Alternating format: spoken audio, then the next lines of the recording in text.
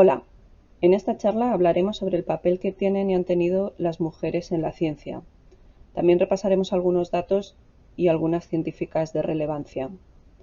Esta charla es una actividad realizada dentro de la Cátedra QUAES UPF de Biomedicina e Ingeniería Biomédica. Comencemos por el principio. Una de las primeras científicas de las que tenemos referencia es Hipatia de Alejandría. Seguro que la conoceréis por la película Ágora de Alejandro Amenábar. Nació en el siglo IV hacia el año 355, aunque no hay certeza sobre el año exacto. Fue filósofa, matemática, astrónoma y también una maestra de prestigio en la escuela neoplatónica. Muchos aspectos de la vida de Hipatia son un misterio y la principal fuente de información son los escritos de sus discípulos. La leyenda que se ha alimentado sobre su persona ha hecho que a veces se mezclen datos verídicos con las licencias poéticas. Su padre e instructor fue Teón, que era matemático y astrónomo, y además ejercía de profesor en la Biblioteca de Alejandría. Podemos imaginar a Hipatia creciendo y educándose en ese ambiente, influenciada por su padre, con el que colaboraba continuamente en sus trabajos de investigación. Realizó grandes aportaciones a la ciencia. Sabemos, por ejemplo, que confeccionó un planisferio celeste, un hidroscopio que permite realizar observaciones bajo la superficie del agua, y un hidrómetro que mide la densidad de los líquidos. También contribuyó a mejorar el astrolabio, que es un instrumento utilizado para medir la posición de los astros. Hipatia y sus discípulos pertenecían a los pitagóricos, una corriente de pensamiento que supuso una importante aportación al avance científico. Su principal contribución fue desplazar la Tierra del centro del universo para colocarla alrededor del Sol, como un planeta más. Los alumnos de Hipatia eran un modelo de diversidad cultural, religiosa y étnica, y esto atraía a intelectuales de diferentes partes del mundo. Las clases se convertían en diálogos en los que ella discutía con los alumnos sobre filosofía, matemáticas, astronomía, ética y religión. Siempre se mantuvo al margen de las continuas disputas entre paganos y cristianos que tenían lugar por aquel entonces en Alejandría. Pero donde sí tomó partido fue en los asuntos municipales. Ejercía su influencia en la esfera política y en la alta aristocracia. Era muy respetada por sus valores éticos y su sabiduría. Representantes políticos de todo tipo, paganos y cristianos, recurrían con frecuencia a sus consejos. Como podemos imaginar, esto molestaba bastante al entonces obispo de Alejandría, Cirilo, conocido por sus intolerantes ideas. Hipatia para él representaba una amenaza. Aprovechando el clima de extrema violencia en el que se estaba sumida la ciudad, Cirilo decidió iniciar una campaña de difamación contra Hipatia, presentándola como si fuera una bruja peligrosa. La difusión de estas falsedades, estos bulos, como diríamos ahora, provocó que el mal ambiente entre la gente llegase a tal extremo que un grupo de cristianos fanáticos liderados por un tal Pedro la matase brutalmente. Podríamos decir que otra gran influencer de su época fue Ada Lovelace, primera programadora de ordenadores de la historia. Se adelantó un siglo a la era digital. Fue la única hija legítima del poeta Lord Byron, pero fue criada por su madre desde pequeña. La madre de Ada fue una mujer de ciencia y promovió en su hija el interés por las matemáticas y la lógica. Su influencia científica y sus conexiones aristocráticas permitieron que Ada creciese rodeada de conocidos matemáticos. Destacaba en una época y en un ambiente donde la ciencia era casi exclusivamente dominio de los hombres. Colaboró con Charles Babbage, que fue matemático e inventor de la máquina analítica. Esta máquina fue concebida como un modelo teórico capaz de ejecutar programas y cualquier tipo de cálculo, es decir, era una calculadora mecánica que nunca llegó a construirse. Aunque era muy innovadora, la idea de Babbage no pudo materializarse por falta de financiación. Gracias a Ada Lovelace, el diseño de la máquina analítica se perfeccionó. Se modeló algo que se vería después en la primera generación de computadoras digitales, las que surgieron tras la Segunda Guerra Mundial. Eran las tarjetas perforadas como dispositivos de entrada. Ada se encargó de la traducción de un artículo sobre la máquina analítica escrito por el matemático italiano Luigi Menabrea. Esta traducción se puede considerar un punto de inflexión en el campo de las ciencias de la computación. Además de traducir el artículo, Ada Lovelace complementó el texto con aportaciones propias, unas anotaciones denominadas simplemente notas, que materializaban algo desconocido por aquel entonces, un programa de ordenador. Las anotaciones de Ada Lovelace sobre el artículo de Luigi Menabrea resultaron ser un algoritmo codificado para que este primitivo y teórico computador lo ejecutase. Entre sus notas, Lovelace diseñó un programa para calcular los números de Bernoulli con la máquina, un programa que es considerado como el primer software de la historia y hace que Ada Lovelace sea reconocida como la primera programadora. Hoy día se conoce a Babbage como el padre de los ordenadores y a Lovelace como madre del software y precursora de la inteligencia artificial.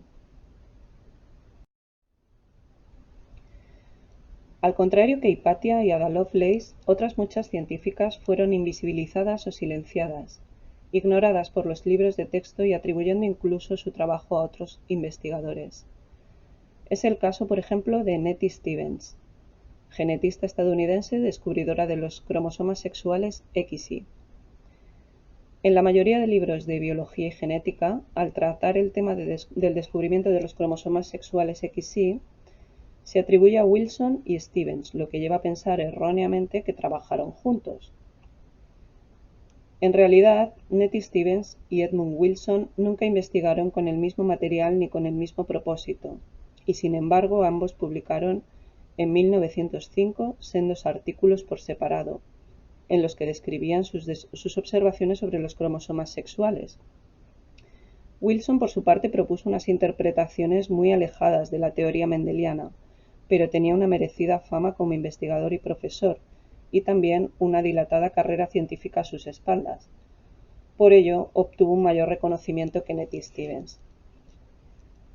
Nettie Stevens localizó y describió los cromosomas sexuales XY, y además supo interpretar su función en relación con las leyes mendelianas de la herencia.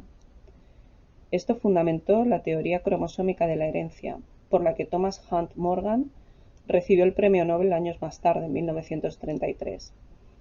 Las investigaciones de Stevens permitieron a Morgan relacionar la presencia de unos cromosomas concretos con la aparición de un carácter particular, en este caso, el sexo del individuo. El mismo Morgan reconocía que la cuestión de prioridad del descubrimiento entre Wilson y Stevens no estaba clara, pero en realidad sí que lo estaba. Se puede comprobar fácilmente leyendo los escritos de ambos.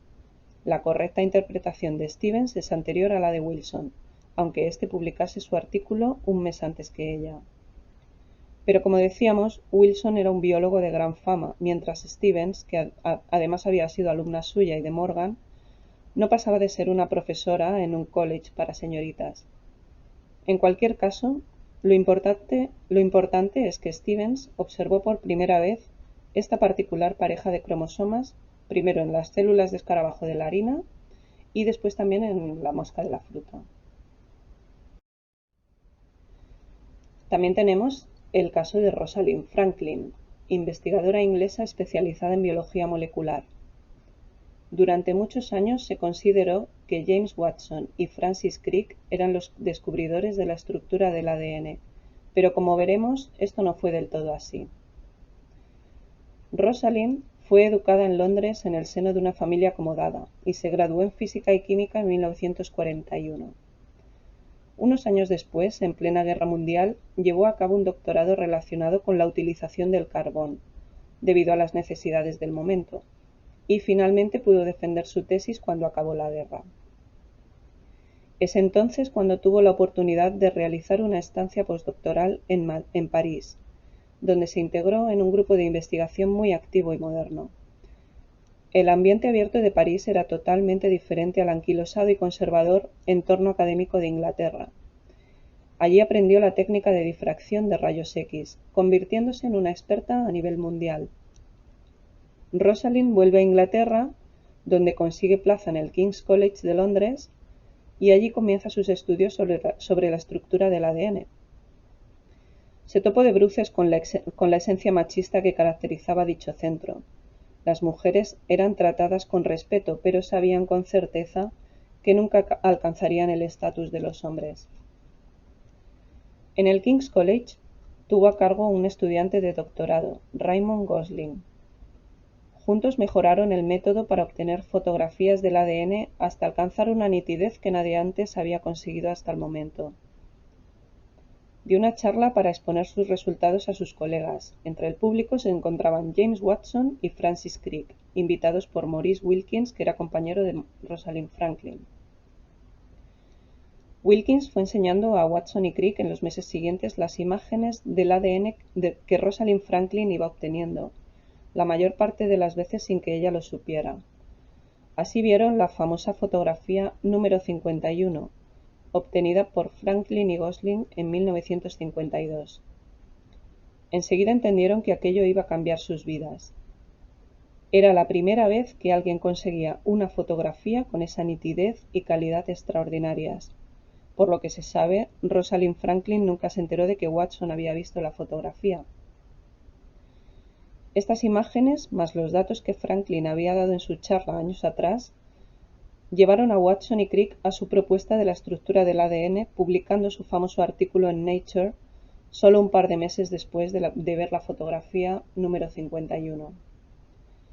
Aunque Rosalind Franklin ya había escrito con anterioridad que sus resultados sugerían una estructura helicoidal del ADN, el mérito y el Premio Nobel de Fisiología y Medicina en 1952 se lo llevaron Watson y Crick, los cuales nunca reconocieron que se basaron en el trabajo de Franklin, aunque le agradecían sus ideas, eso sí. Las declaraciones posteriores de Watson y las crueles líneas que le dedicó a Franklin en su libro La doble hélice, donde se burlaba de que fuera demasiado liberal en sus costumbres, intereses intelectuales y su temperamento, son estas declaraciones, como decíamos, las que originaron la admiración con la que Rosalind Franklin es recordada hoy.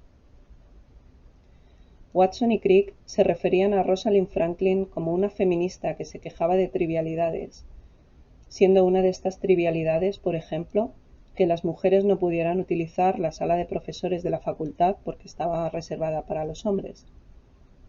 Finalmente, años más tarde, con reticencia y muchas dudas por parte de Watson, reconocieron la extraordinaria calidad como científica de Rosalind Franklin y su participación esencial en el descubrimiento de la estructura del ADN, aunque mucho tiempo aparecieron ellos como descubridores en los libros de texto. Merece también la pena explicar la historia de Lise Meitner, física que descubrió la fisión nuclear y se vio obligada a escapar de los nazis. Meitner fue toda una celebridad después de la Segunda Guerra Mundial, y sin embargo a día de hoy apenas se la conoce. En la literatura general, su trabajo pionero en la fisión nuclear es escasamente mencionado, y en caso de que su nombre aparezca, únicamente se habla de su contribución a la física nuclear de manera marginal. Estudió en Berlín con Max Planck, físico nuclear considerado el padre de la teoría cuántica y uno de los científicos más importantes del siglo XX. Le permitieron trabajar en un laboratorio donde conoció a Otto Hahn, con el que trabó una amistad que duraría más de 30 años. Por aquel entonces el laboratorio no podía admitir a más mujeres, y Meitner trabajó en un sótano publicando varios trabajos con Hahn, aunque no recibía ninguna compensación económica. En 1912 se construyó el Kaiser Wilhelm Institut para Física, que fue precedente de los famosos institutos Max Planck. Meitner y Hahn recibieron una oferta bastante desigual. A Otto Hahn le ofrecieron un puesto de joven científico. Para Lise Meitner reservaron una colaboración gratuita.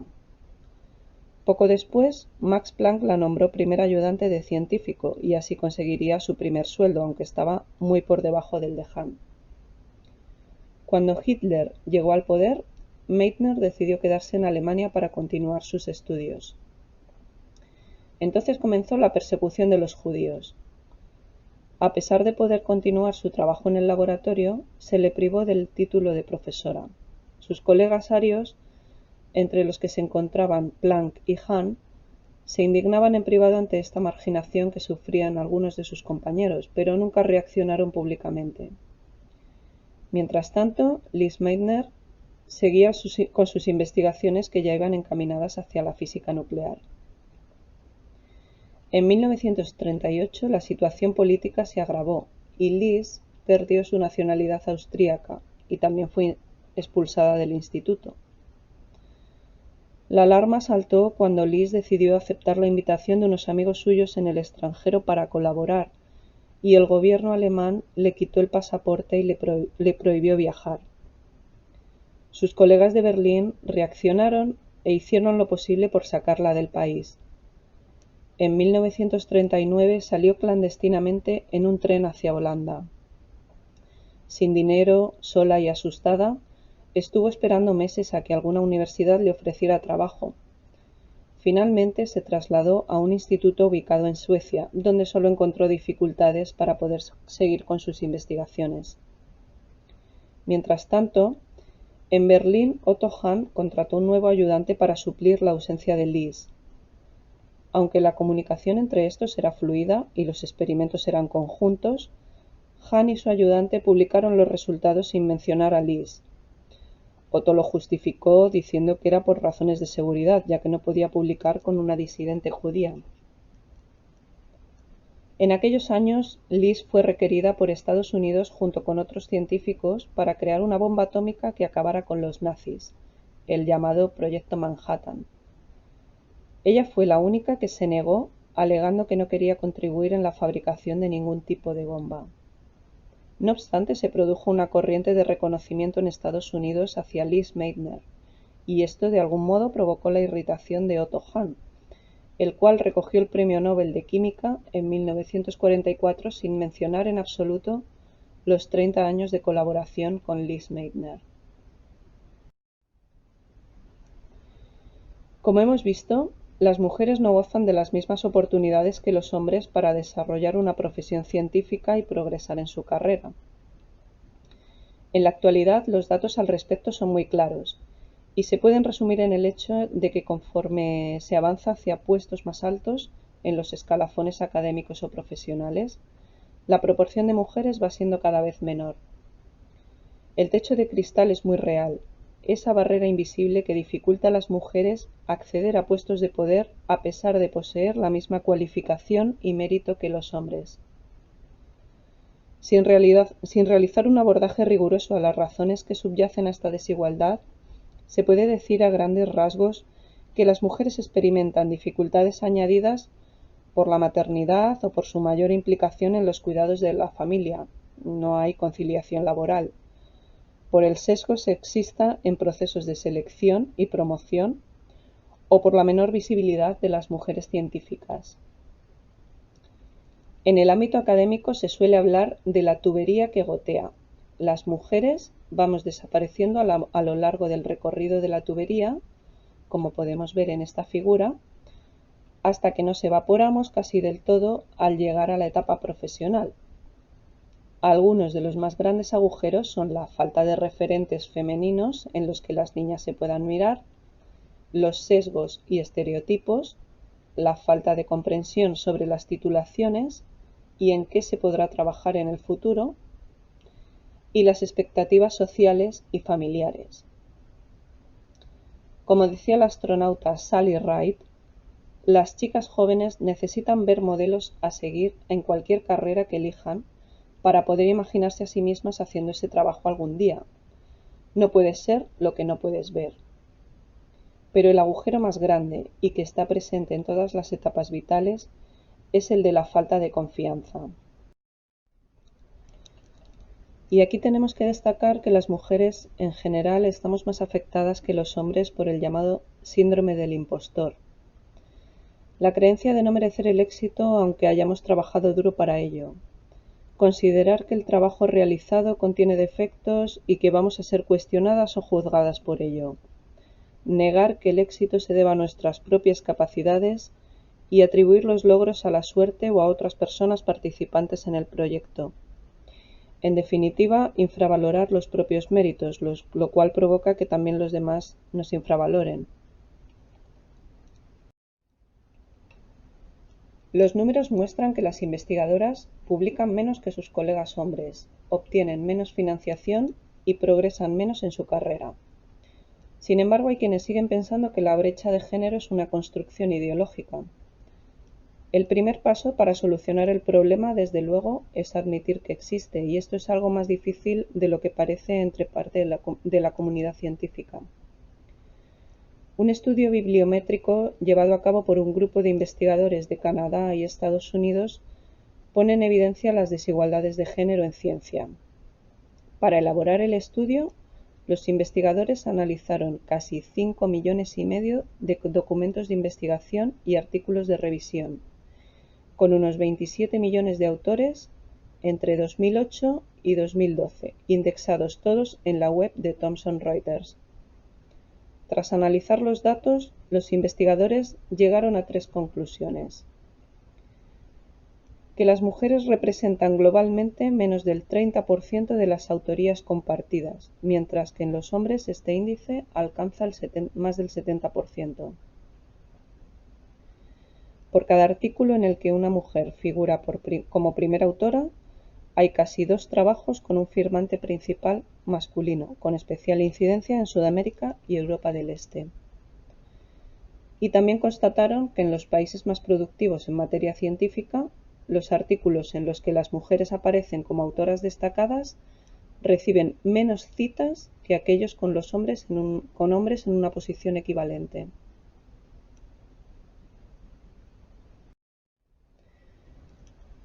También es interesante en estos tiempos de pandemia analizar el impacto que ha tenido el confinamiento en la productividad de las científicas, cómo han llevado a cabo el teletrabajo y la conciliación familiar. En referencia a este tema, la Unidad de Mujeres y Ciencia del Ministerio de Ciencia e Innovación elaboró el informe Género y Ciencia frente al coronavirus, que aborda el impacto del confinamiento por la pandemia de la COVID-19 en la carrera de científicas y científicos. En el informe se destaca que, cito literal, la brecha de género en la productividad científica, agudizada en esta crisis, tendrá consecuencias en la progresión de las carreras de las investigadoras. En esta misma línea, un estudio publicado recientemente en el BMJ Global Health apunta a que la actual situación ya está teniendo consecuencias en las carreras de las científicas. En concreto, señala que solo 1 de cada 3 autores de artículos científicos sobre la COVID-19 son mujeres. Las razones que explican esta infrarrepresentación femenina en la investigación pueden ser variadas, aunque la mayoría de las expertas consultadas señalan que el motivo principal es haber tenido que compaginar durante el confinamiento su investigación con los cuidados de menores o de otras personas dependientes, roles asumidos predominantemente por mujeres. Según la Organización Internacional del Trabajo, en una situación normal, en todo el mundo las mujeres realizan el 76% del total de horas de trabajo de cuidados no remunerado. Durante el confinamiento, con las escuelas cerradas, los niños están en las casas siguiendo sus clases y con tareas que precisan apoyo. Así que podemos imaginar que las horas necesarias que invierten las mujeres para atenderlo todo han aumentado sustancialmente. También en lo referente a la comunicación sobre la propia enfermedad COVID-19 se observa un retroceso. Un análisis preliminar realizado en 4 diarios españoles los días 17 y 18 de abril por 2 redactoras de la agencia SYNC desveló que solo el 27% de las fuentes consultadas en artículos relacionados con la pandemia eran mujeres.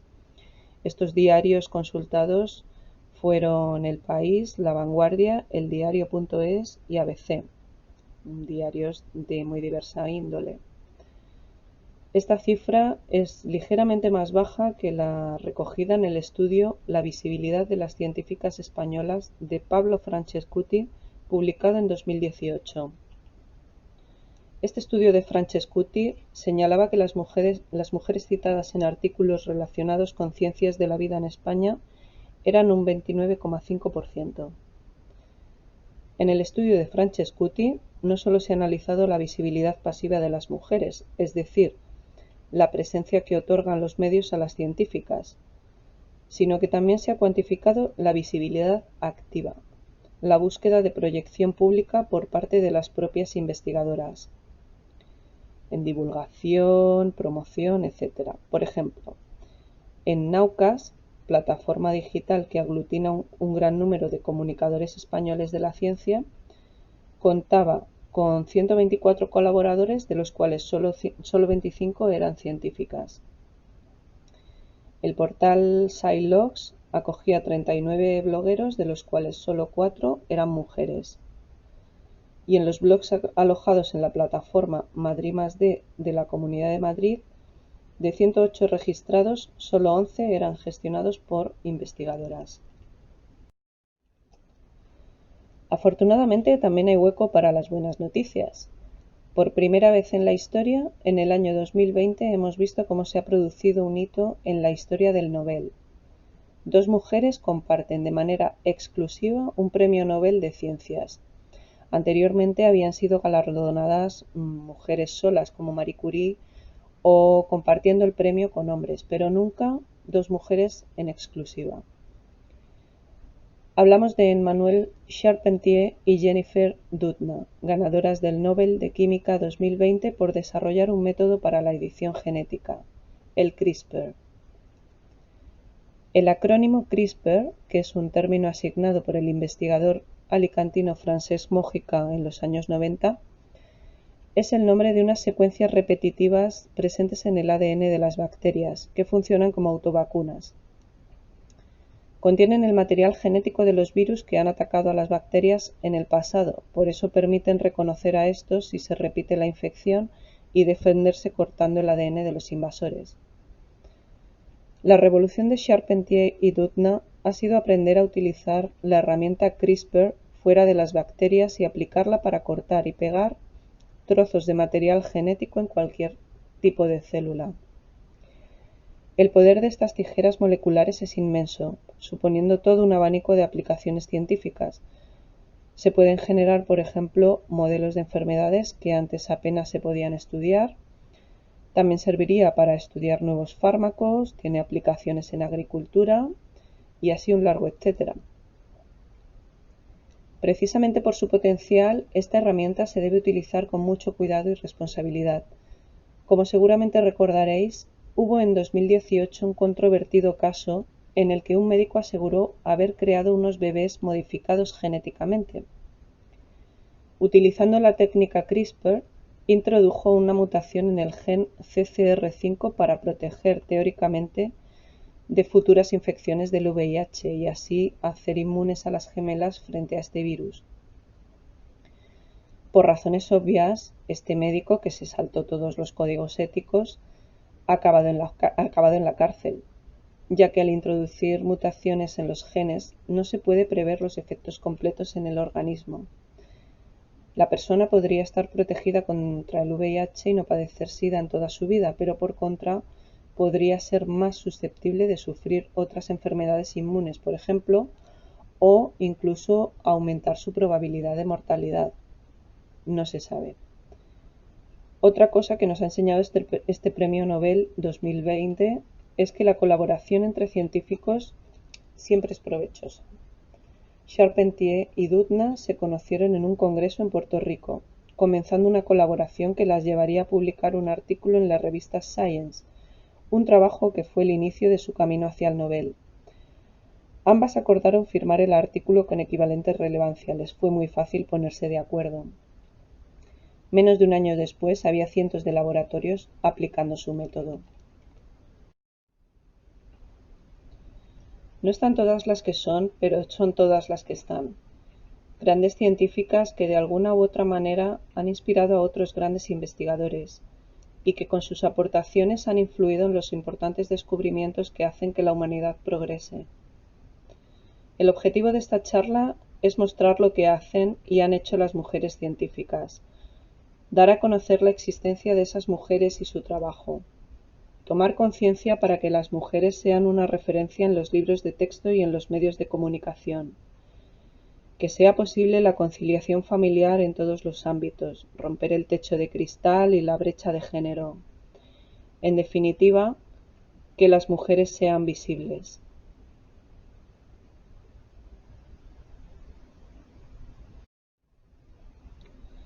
Acabaremos con una cita de Émilie du Châtelet, matemática y física francesa. Estoy convencida de que la mayoría de las mujeres o ignoran sus talentos por defecto de su educación o los entierran por prejuicio o falta de coraje. Esto ha sido todo por el momento. Muchas gracias por su atención. Espero que la charla haya sido interesante y que la hayan disfrutado. Un saludo.